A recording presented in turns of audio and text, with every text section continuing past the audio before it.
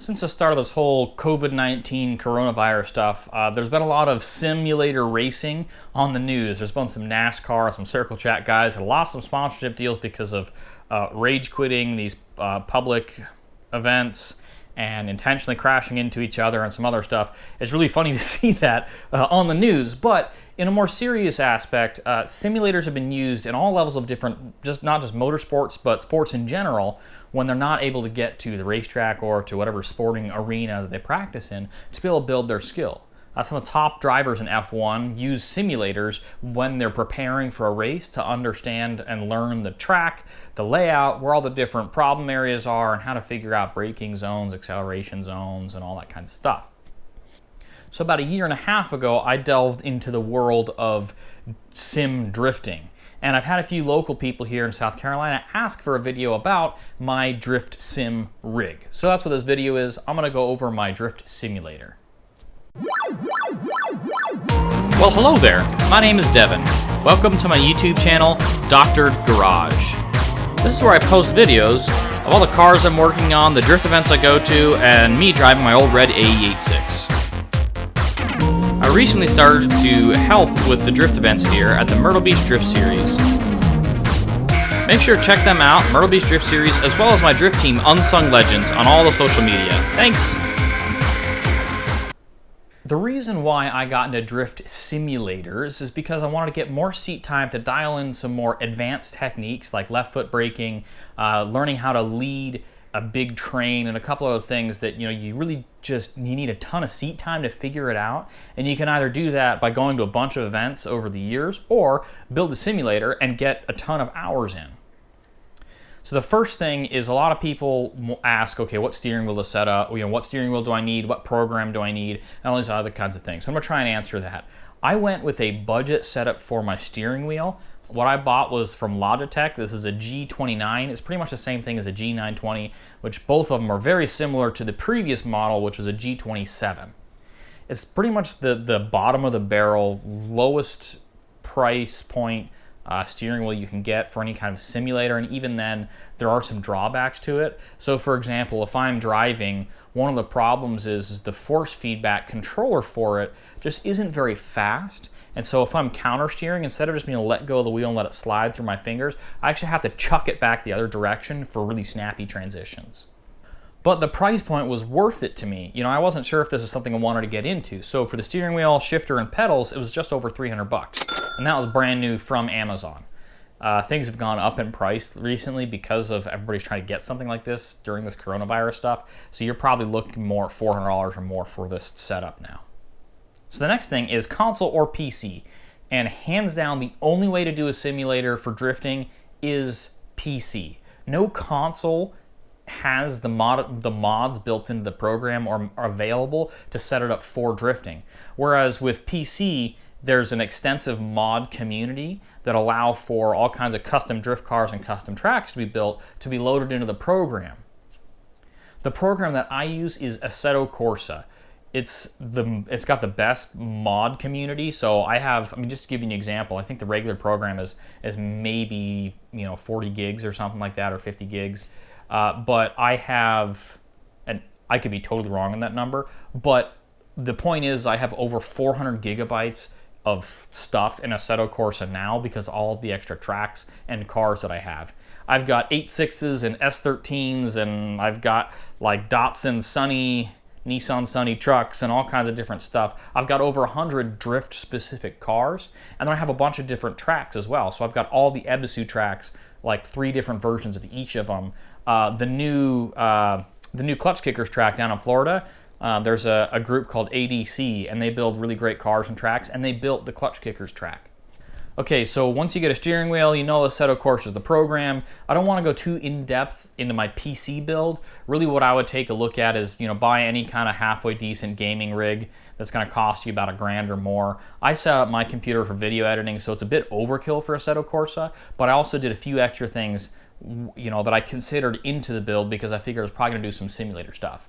A big part of that was making it VR ready. So this is my Oculus Rift S. This is the VR headset I used with Assetto Corsa. I chose this because it doesn't use external sensors. Some of the older VR stuff, uses external sensors to be able to detect your head movement and your hand movement, whereas this has 1, 2, 3, 4, 5 sensors that are like cameras built into it. So that's what picks up on your head moving around. So that's something to consider with your PC build when you're looking at something like this.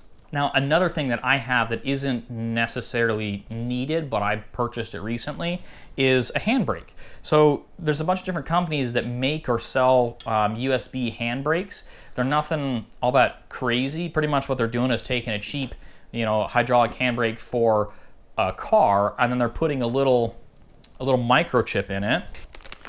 One of these guys. It's a little Arduino board. 3 of these cost 15 bucks. Use that with a potentiometer that you put in here, so that way it measures the travel of the handbrake, and then you set it up on an axis in there once you program the little microprocessor. It's super easy to do. And so like this I bought from Chris at Royal Simulation. I think it was like $140 all said and done. There's cheaper options, but I went for this one because it's got a better spring feel for it. A lot of people try and build like full rigs with the car seat and a dash and all this stuff, which are really cool, but they're not necessary. The steering wheel, the Logitech, for a while, I just clamped it onto my desk, put the pedals on the floor backed up against the wall, and I clamped the shifter onto my desk over on the side too. And that's what I used for a long time. So Assetto Corsa allows for a key binding function, so what I did was I set it up so one of the paddle shifters was for the handbrake. A lot of people use the space bar because it's a little easier to find. One of the downsides to using the paddle shifter is you can't really hold it while you're trying to steer or whatever. If you've got to chuck the wheel more, you just can't do that. So that's why the space bar works better. This is my gaming stand or my sim stand. I bought this on Amazon for like 130 bucks. The reason why I went with this one is because I can collapse it down and put it in my closet if I need to. It's not that great. It's really flexible. As you can see, it kind of it jiggles around pretty easy. It's also, it's not very stable, so I have to have it backed up against the wall, or my office here that I work and do all my video editing and do all my gaming is also a spare bedroom, so I actually shove this up against the spare bed in here, and that holds it in place pretty well. The other thing is I had to make this stand that my handbrake is on, so the shifter here bolts onto the plate that this came with, which is super flimsy. I tried to figure out a way to bolt the handbrake on. It didn't work. I tried to just using a clamp and clamping it on, and that was just super flimsy. So I built this metal base plate, welded this cross brace in it, and bolted it on up here, and that stabilized it so I can use the handbrake. But it's just not, it's too strong of a pull, so as you can see, as I try and pull it, the whole stand moves over. So that's why I also have to have it jammed up against something so it doesn't fall back on me. Right, so what did this do for me? I bought it in the off-season last year, so that would have been the winter of, 2018 to 2019, and got set up and drifted with a bunch of my buddies online. Pretty much it just changed my driving completely.